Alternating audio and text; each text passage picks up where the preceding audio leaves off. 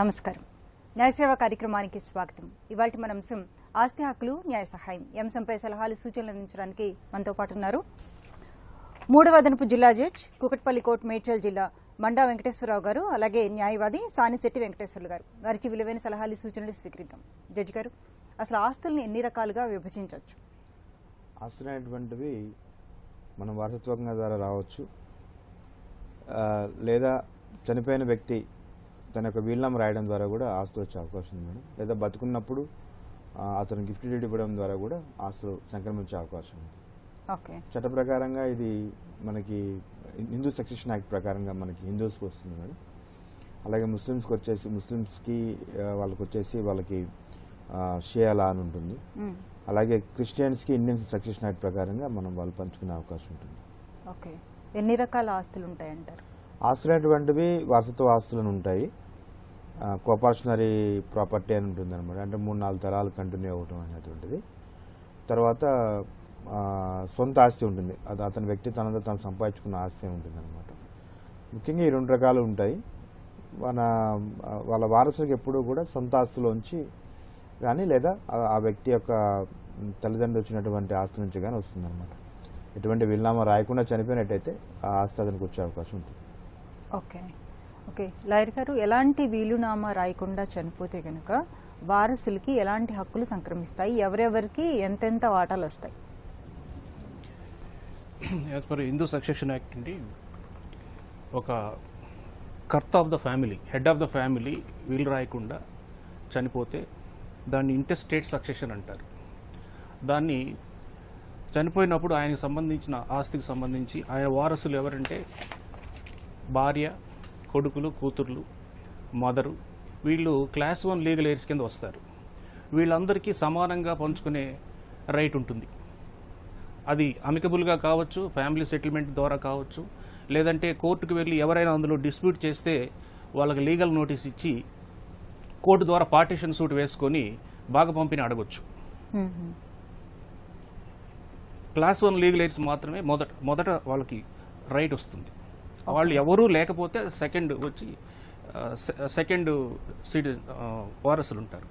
Class 1, class 2 అని ఉంటారు. అలాగే ఒక లిస్ట్ ఉంటుందండి, దాని షెడ్యూల్ ఉంటుంది. దాని ప్రకారం మనం అప్రోచ్ అవ్వచ్చు. ఫస్ట్ అయితే క్లాస్ 1 లీగల్ ఎయిర్స్ మాత్రమే వీళ్ళు రాయకుండా చనిపోతే హక్కు వస్తుంది. ఓకే, ఒక కాల్ తీసుకుందాం అండి. కాకినాడ నుంచి గంగరాజు గారు. హలో హలో ఓకే లాయర్ గారు, అలానే ఇప్పుడు క్లాస్ 2 హెయిర్స్ కింద ఎవరెవరు వస్తారు? ఫాదర్ వస్తారండి ఫస్ట్. ఫాదరు, తర్వాత పిల్లలు, కూతురు మనవాళ్ళు వస్తారు. కొడుకు సంబంధించిన డాటర్ వైపు వాళ్ళు వస్తారు. అంటే అది ఆ సిచ్యువేషన్ బట్టి మనం ఆ షెడ్యూల్ని బట్టి ఫిక్స్ చేసుకుంటాం. అంటే క్లాస్ 2 లీగల్ హెయిర్స్ అంటే పేరెంట్స్, ఇప్పుడు క్లాస్ 1 లీగల్ హెయిర్స్ అంటే ఒక వ్యక్తి చనిపోయాడు అనుకోండి, అతని భార్య, ఆమె తల్లి అని పిల్లలు క్లాస్ 1 బేసికల్గా. అలా కాకుండా అంతకుముందు ఒకవేళ కొడుకు ముందే చనిపోయినట్టయితే వాళ్ళ పిల్లలు కూడా క్లాస్ 1 లీగల్ హెయిర్స్ అవుతారు. ఒకవేళ కూతురు ముందే చనిపోయింటే వాళ్ళ పిల్లలు కూడా క్లాస్ 1 లీగల్ హెయిర్స్ అవుతారు. క్లాస్ 2 లీగల్ హెయిర్స్ అని అంటే బాబాయి, పిన్ని, 2వ తరం అన్నమాట. బాబాయి, పిన్ని, తర్వాత వాళ్ళ పిల్లలు, వాళ్ళు క్లాస్ 2 లీగల్ హెయిర్స్ అవుతారు. వీళ్ళెవరూ లేనప్పుడు వాళ్ళకి హక్కులు సంక్రమిస్తాయి. వీళ్ళు ఎవరు లేరనుకుంటే వాళ్ళకి సంక్రమిస్తుంది అనమాట. వీళ్ళన్నంత వరకు వీళ్ళకి ఎటువంటి రైట్ రాదు. ఓకే, ఒక కాల్ తీసుకుందాం అండి. భద్రాద్రిగూడెం నుంచి నారాయణ గారు. హలో మేడం, నమస్తే అండి. నమస్తే అండి, చెప్పండి. మా తాతగారికి ఒక కుమారుడు, 4 కుమార్తెలు మేడం. ఓకే, అయితే మేడం ఇప్పుడు నేను కొడుకుని మేడం. అయితే మా తాతగారు 2004లో చనిపోయారు, మా నాన్నగారు 2024లో చనిపోయారు. ఇప్పుడు మా మేనత్త అని ఒక చిన్న 4 కుమార్తెల్లో చిన్న కుమార్తెకి పెళ్లి కాలేదు మేడం. అప్పుడు మేము 2014లో ఆమెకి 4 సెంట్ల భూమి రాసిచ్చామండి. మా నాన్నగారు రాసిచ్చారు. ఓకే, ఇంటి స్థలం. అంటే వాళ్ళ నాన్నగారు ఏమి రాయలేదు కాబట్టి మేము రాసిచ్చామండి. ఇప్పుడు ఏమంటదంటే, ఇప్పుడు మా నాన్నగారు కూడా నాకు 6 సెంట్లు పెట్టారు. అంతకుముందు మా నాన్నగారు చనిపోయినప్పుడు ఆయన మొత్తం 13 సెంట్లు ఆక్రమించుకొని దౌర్జన్యంగా ఇట్లా చేస్తున్నారు. ఓకే, మీ నాన్నగారు రాసిచ్చారన్నారు కదా, అది మీ నాన్నగారి స్వాధ్యతమా అండి? స్వార్జితం కాదు మేడం. పూర్వీకుల నుంచి వచ్చిందా? మా తాతగారి నుంచి మా నాన్నగారికి వచ్చిందండి. వాళ్ళిద్దరు పారికత్తు ఒకటి రాసుకున్నారు మేడం. ఓకే. వాళ్ళిద్దరు పారికత్తులో రాసుకున్న పారికత్తులో ఆమెకి ఇంటి స్థలం పెట్టినట్టు ఎక్కడా లేదు మేడం. 2 ఎకరాల పొలం అయితే రాసిచ్చాము. మాకు కూడా తెలుసు మేడం అది. ఓకే. ఇప్పుడు మా తాతగారు 2004లో చనిపోయారు, మా నాన్నగారు 2004లో చనిపోయారు. ఇప్పుడు వచ్చి నాకు ఇంకా ఇది వచ్చి అని చెప్పేసి మొత్తం 13 సెంట్లు ఇంటి స్థలం మొత్తం ఆక్రమిస్తుంది. ఓకే. ఇల్లు కూడా దౌర్జన్యంగా నిర్మిస్తున్నారు మేడం. మేము ఎస్పీ గారు భద్రాద్రి కొత్తగూడెం గారికి కూడా కంప్లైంట్ ఇచ్చాము. మీ నాన్నగారు ఎలాంటి వీలునామా రాయకుండా చనిపోయారండి? అంటే మేడం ఇప్పుడు 2014లో మా మేనత్తకి పెరిగానందున 4 సెంట్ల భూమి రాసిచ్చారండి అంతే. ఓకే. ఇప్పుడు 2024లో ఆయన చనిపోయారన్నారు కదా, మీ అంటే మీ పేరు మీద ఏమీ రాయలేదు, ఆస్తులు కానీ స్థలాలు కానీ? స్థలాలంటే మేడం మా నాన్నగారు బతుకున్నప్పుడే మా అన్నదమ్ముల పేరు పెట్టి రాశారు స్థలం, వెనక స్థలం. ఓకే. స్థలం ఒకటి. ఓకే.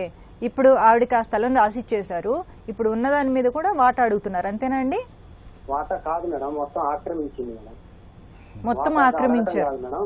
మా నాన్నగారు కూడా రాశారు అని చెప్పేసి, మా నాన్నగారు బతుకుంటే రాశారని చెప్పేసి మొత్తం మేము రాసిచ్చిన 4 సెంట్లు వాళ్ళ నాన్నగారు రాసిచ్చారు, మీ కాగితాలు చూపించమంటే మేము చూపించమంటున్నారు మేడం.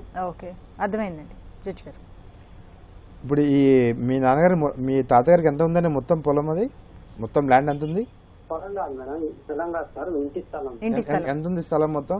ఎన్ని గజాలు? 20 సెంట్లు ఉందండి. 20 సెంట్లు ఏ ఊర్లో ఉంది? దాంట్లో 2014లో మా మేనత్తకి మా నాన్నగారు 4 సెంట్లు రాశారు 2014లో. మొత్తం ఇప్పుడు ఎక్కడుంది భూమి? ఇది Bhadradri Kothagudem sir, agency sir, agency కిందకు వస్తుంది. ఏజెన్సీ కిందకు వస్తుంది. ఓకే. ఇప్పుడు ఈ 20 సెంట్లకి సంబంధించిన దగ్గర కాగితాలు ఏమున్నాయి?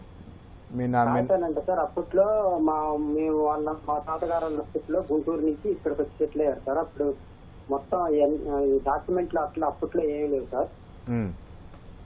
అప్పట్లో డాక్యుమెంట్లు అట్లాంటివి ఏమీ లేవు సార్. కానీ 2014లో మా నాన్నగారు మీ తాతగారి పేరు మీద ఉన్నట్టుగా ఏమున్నాయి డాక్యుమెంట్స్?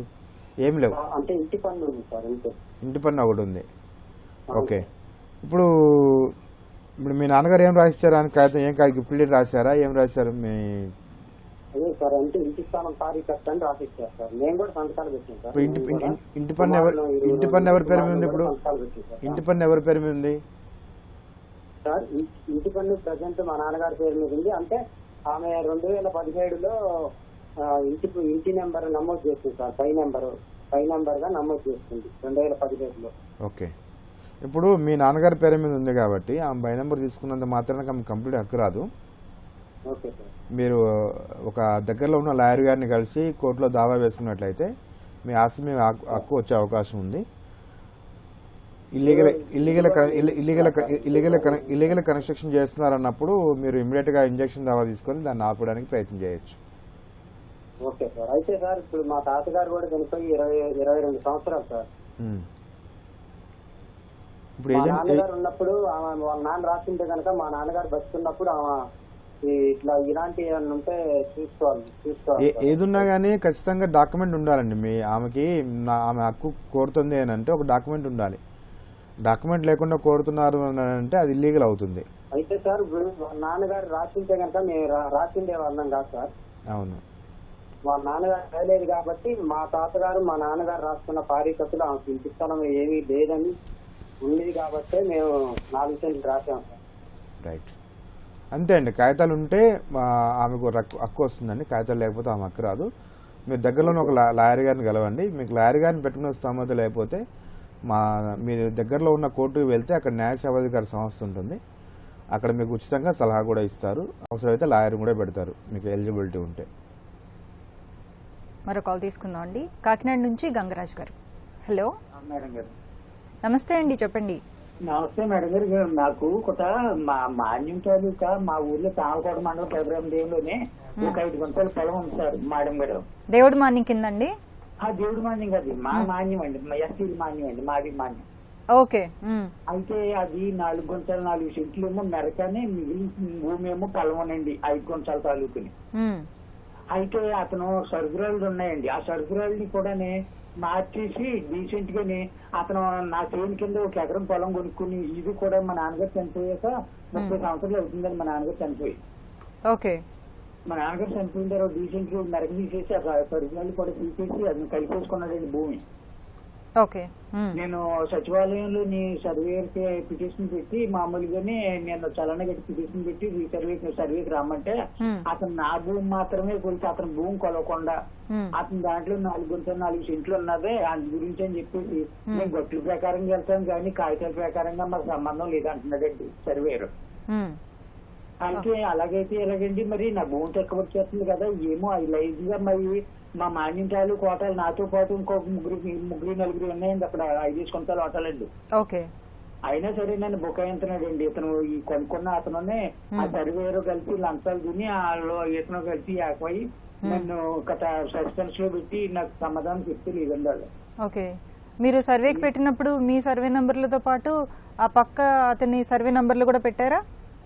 అతని సర్వే నెంబర్ అతను చాలేదు. అతని డాక్యుమెంట్ ఎకరం పొలం కొంటే 5 గుంటల పొలమే ఆన్లైన్ అయిందండి, మిగిలిన పొలం ఆన్లైన్ అవ్వలేదండి. ఈసీ కూడా తీయించానండి నేను. ఈసీ కూడా తీయించి చూస్తాను. అది ఏం చేసేటంటే ఇతను వాళ్ళ దగ్గర సలహాలు అడిగి అది ఆడపిల్లలు ఉంటే ఆడపిల్లల పేరు రాసేసాడండి ఎకరం పొలం అని రాసేసి అది రిజిస్ట్రేషన్ చేసేసాడండి. అలాగా ఓకే.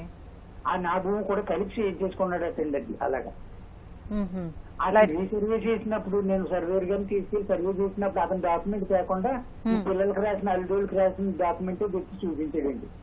ఓకే. ఇప్పుడు సర్వేర్ సమాధానం చెప్తలేదండి, అతను మామూలుగానే సరిగా సమాధానం చెప్తలేదు. అని ఏం చేయమంటారండి?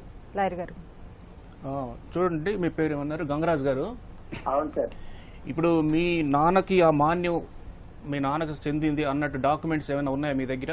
ఉన్నాయి సార్, నా దగ్గర పట్టా ఉందండి. 5 గుంటలు 5 ఇంట్లో ఉందండి, ఇంకా అందులోనండి పట్టాలు. ఓకే. రెవెన్యూ రికార్డ్స్ లో కూడా మీ నాన్నగారి పేరు కనిపిస్తుందా? ఉంటదండి. ఉంటది కాదు, ఉందా? రెవెన్యూ రికార్డులు అంటే మరి వాళ్ళ దగ్గర ఉంటాయండి రెవెన్యూ రికార్డులు అండి. మరి వాళ్ళ దగ్గర నాకు ఎలా తెలుస్తుంది? నా దగ్గర పట్టా ఉందండి నాకు. ఓకే, సరే, పట్టా ఉంది. సరే, మీరు మీ నాన్న 30 ఏళ్ళ నాడు 30 ఏళ్ళ నుంచి ఉంటున్నారని చెప్పారు కదా పొజిషన్ లో, మీరు దానికి సంబంధించి రెవెన్యూ రికార్డ్స్ లో ఉంటుంది. మీరు 6th కడుతున్నారా? 6 మేము పని కట్టినా మాది చెరువుగా ఆయకట్టండి. ఆయకట్లు లేవండి, పంట కాలువలు ఆయకట్లు లేవండి మాకు. ఓకే. ఇప్పుడు మీది కూడా కలిపి రిజిస్టర్ చేశారని చెప్తున్నారు కదా మీరు. మీ దగ్గర ఉన్న డాక్యుమెంట్లు అన్ని పెట్టుకొని మీరు ఒక దగ్గరలో లాయర్ గారిని కలిసి క్యాన్సిలేషన్ వేయించుకోవాలి ఫస్ట్ మీ ఎక్స్టెండ్ వరకు. వినండి. ఆ సర్గురాలు చూపించిన ఆయన మామూలుగా లెక్క లాయర్ గారు చెప్తున్నారు వినండి. మీరు సర్వేరు ఏం చేయలేరు, వాళ్ళు మీకు కొలతలు వేసే వరకే వాళ్ళు ఏం చేయలేరు. మీరేం చేయాలంటే దగ్గరలో ఉన్న లాయర్ గారిని కలిసి డాక్యుమెంట్లన్నీ చూపించి మీరు ఏదైతే మీ ప్రాపర్టీ కూడా అతను రిజిస్ట్రేషన్ చేయించాడో దాన్ని క్యాన్సిలేషన్కి అడుగుతూ మీరు తర్వాత పర్మనెంట్ ఇంజంక్షన్ అంటారు దాన్ని. తర్వాత ఈ 2 పెట్టుకుని మీరు కేసు వేసుకోవాలి. మీకు దగ్గరలో ఉన్న సివిల్ కోర్టు దావా వేసుకోవాలి. మీరు లాయర్ గారిని కలిస్తే చెప్తారు. లేదంటే మీరు దగ్గరలో మీరు లాయర్ని పెట్టుకునే శక్తి లేకపోతే మీరు న్యాయ సేవ ఒక సెంటర్ ఉంటుంది, అంటే ఉచిత న్యాయ సహాయం అందించే సెంటర్ ఉంటుంది ఆ కోర్టు పరిధిలో. మీరు అక్కడికి వెళ్ళి వారిని కలిస్తే మీకు లాయర్ని కూడా మీకు ఉచితంగా అపాయింట్ చేస్తారు. మీరు ఆయనకి మీ సమస్యలు చెప్పి మీరు అక్కడ కోర్టులో కేసు వేయించుకుంటే మీకు న్యాయం జరుగుతుంది.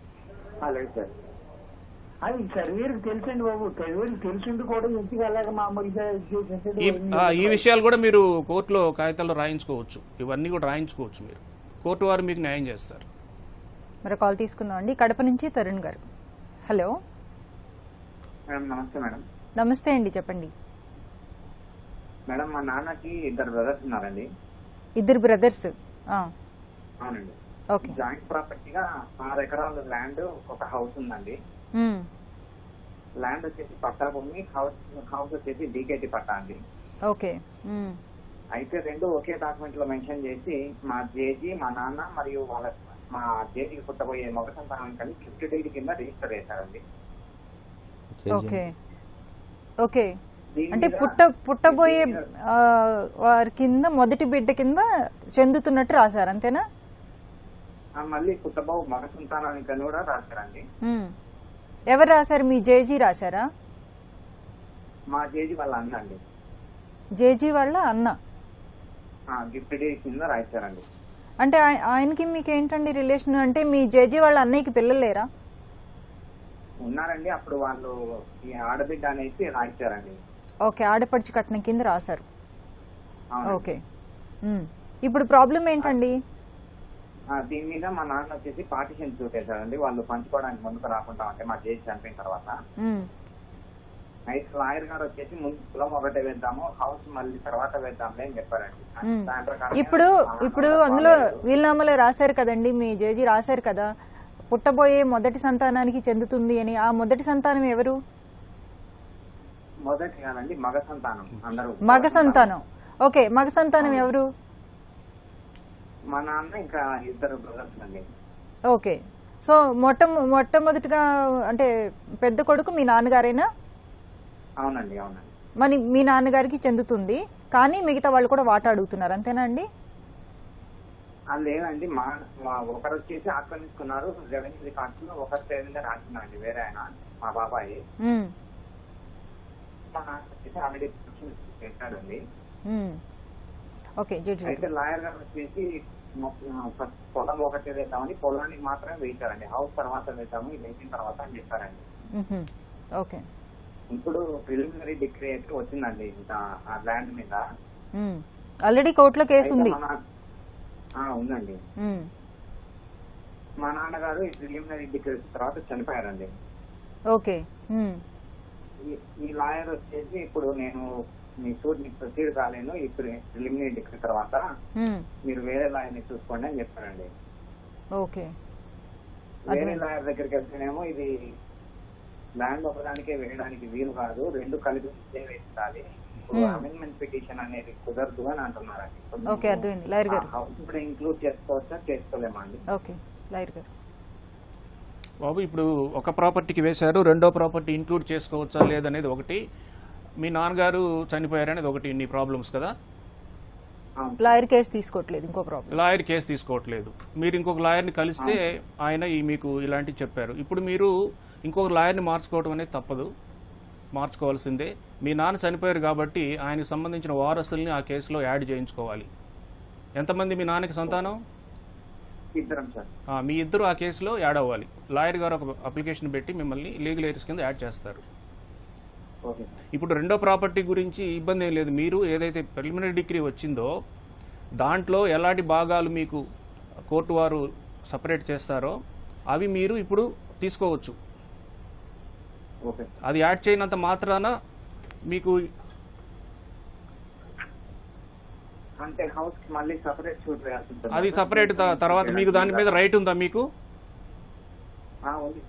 అదే డాక్యుమెంట్. అలా కాదు బాబు, ఇప్పుడు మీ అప్పుడు రాసిన మీకు ఇప్పుడు ఏ ప్రాపర్టీ అయితే చెందుతుందని రాశారో ఇప్పుడు ప్రిలిమినరీ డిగ్రీలో ఏదైతే ప్రాపర్టీ ఉందో దాంతో పాటు ఈ ప్రాపర్టీ కూడా రాసిచ్చారా? రాయిచ్చారు సార్. ఓకే, రాసిస్తే మీకు రైట్ ఉంటుంది, మీరు ఎప్పుడైనా దాని మీద వెళ్ళొచ్చు సపరేట్గా. ఇప్పుడైతే మీరు లాయర్ని మార్చుకొని లీగల్ ఎయిడ్స్ మీరు అందులో కేసులో యాడ్ అయ్యి ఫైనల్ డిగ్రీ తీసుకోవచ్చు కోర్టు వారు ఇచ్చిన భాగం ప్రకారం. ఇప్పుడే కావాలంటే అమెండ్మెంట్ పిటిషన్ లేదు, అమెండ్మెంట్ ప్రిలిమినరీ డిగ్రీ పాస్ అయింది కాబట్టి అమెండ్మెంట్ కుదరదు. మీరు సపరేట్ చేసుకోవచ్చు మళ్ళీ దాని గురించి. మరో కాల్ తీసుకుందాం అండి, హైదరాబాద్ నుంచి మూర్తి గారు. హలో, నమస్తే అండి. నమస్తే అండి, చెప్పండి. నమస్తే అండి. 2003లో మా మామగారు పార్టీషన్ రాశారండి. మామగారు అంటే పిల్లనిచ్చిన మామగారు అండి? అవునండి, అవునండి, పార్టీషన్ రాశారు.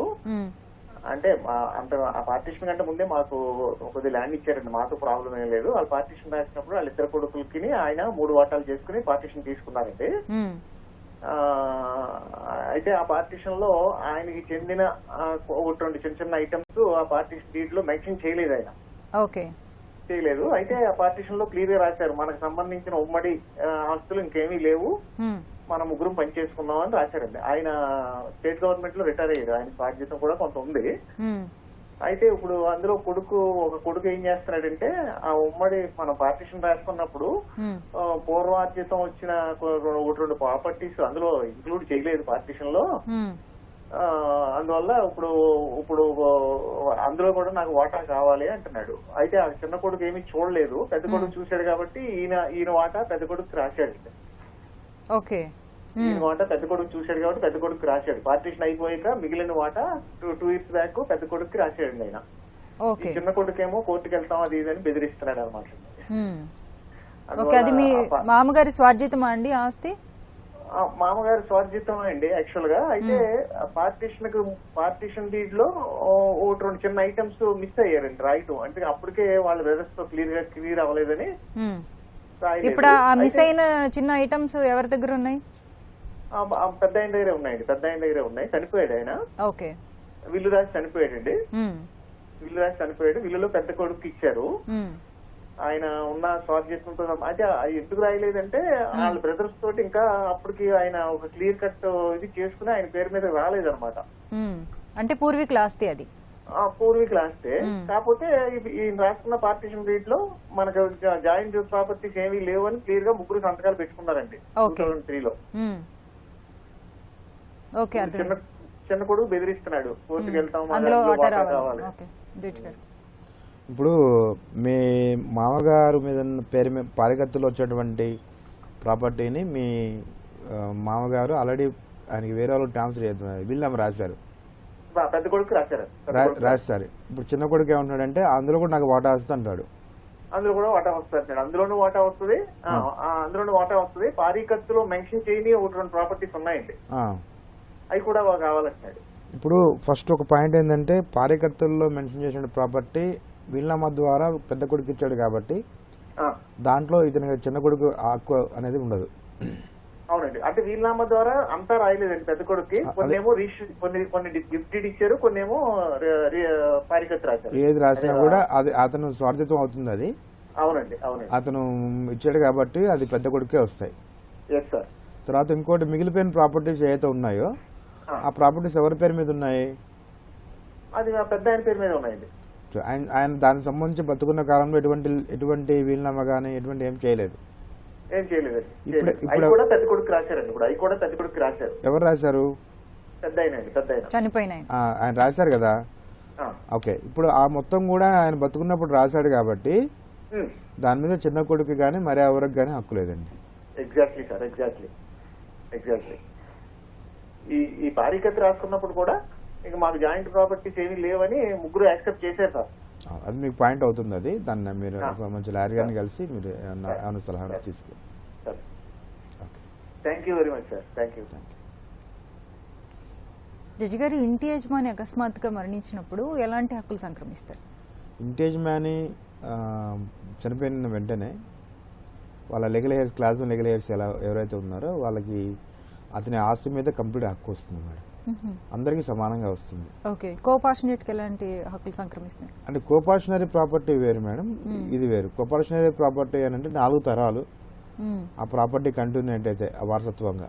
ఓకే, ఎలాంటి బాగా పంపకాలు జరగకుండా 4 తరాలు అలా కంటిన్యూ అవుతూ వచ్చినట్లయితే దాన్ని కోపార్షనరీ ప్రాపర్టీ అంటారు. ఓకే, ఈ రోజుల్లో 4 తరాలు కంటిన్యూ అయిన ప్రాపర్టీ చాలా తక్కువ. సో కోపార్షనరీ ప్రాపర్టీ అనేది చాలా తక్కువ అనమాట. యాన్సిస్ట్రల్ ప్రాపర్టీ అంటే తండ్రి నుంచి కానీ తాత నుంచి కానీ వచ్చిన ప్రాపర్టీని యాన్సిస్ట్రల్ ప్రాపర్టీ అంటారు, వారసత్వ ప్రాపర్టీ అంటారు. ఓకే, కాకపోతే ఏంటంటే సపోజ్ ఒక తాత నుంచి తండ్రికి వచ్చింది అనుకోండి, మా నాన్నకు వచ్చింది అనుకోండి ప్రాపర్టీ, మా నాన్న బతుకుండగా నేను వాటా అడిగే హక్కు లేదనమాట.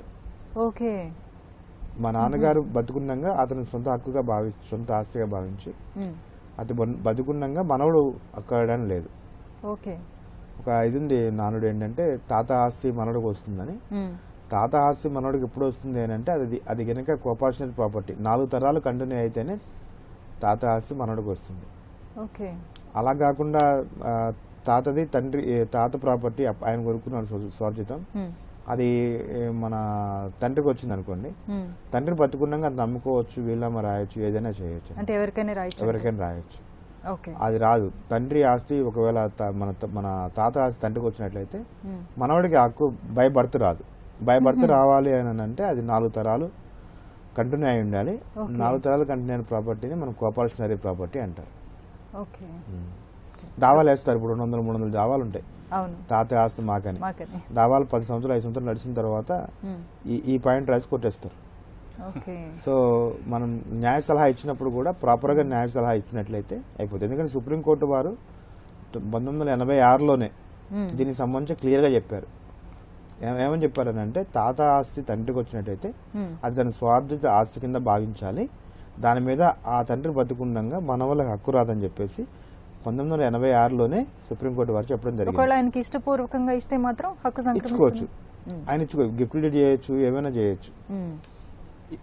ఇవ్వడం వల్ల ఏం ప్రాబ్లం లేదు అలా అనమాట.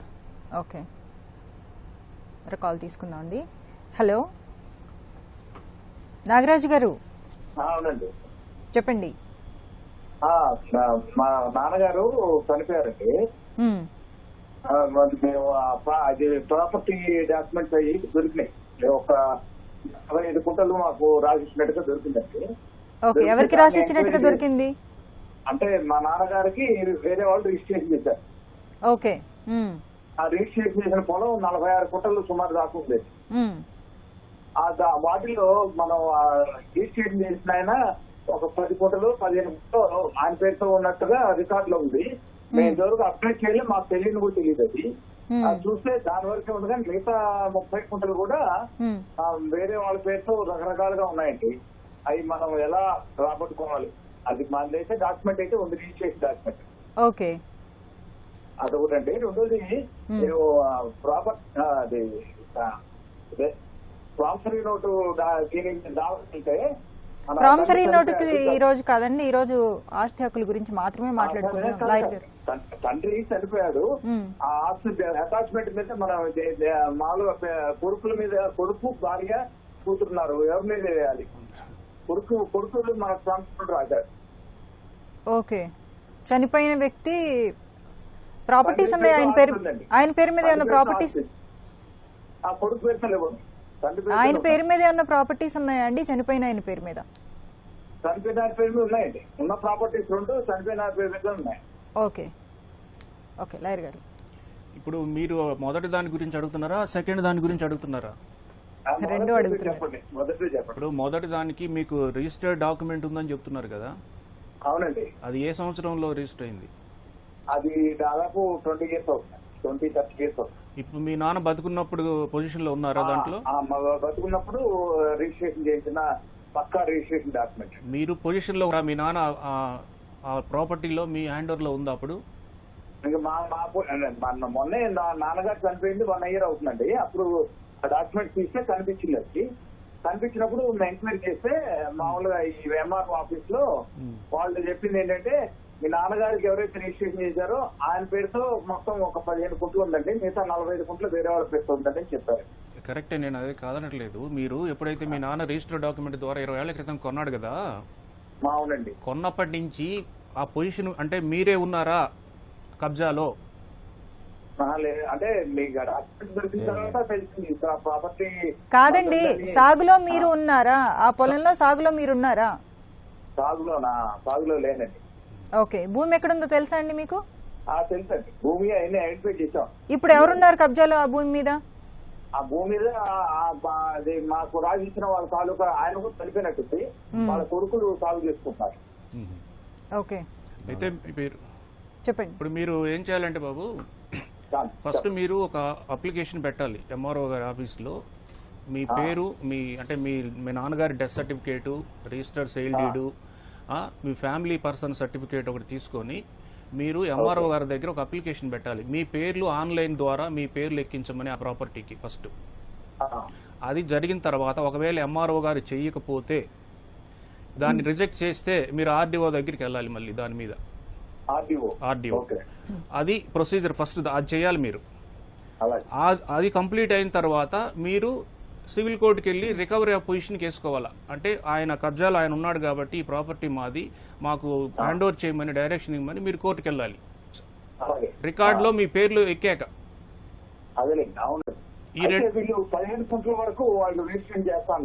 ఎవరు వాళ్ళు ఎందుకు చేస్తారు? అంటే ఆయన రాసిచ్చిన ఉంది కాబట్టి మీ పేరుతో రిజిస్ట్రేషన్ చేస్తాను పెట్టి మీరు అన్నారే, ఆ ప్రకారంగా 15 కోట్ల వరకు చేస్తానండి అన్నారు. మీ పేరు అదే మీ పేరు మారుస్తా ఉన్నారు, మారుస్తా అన్నారు. అలా చేయించుకోండి ముందు.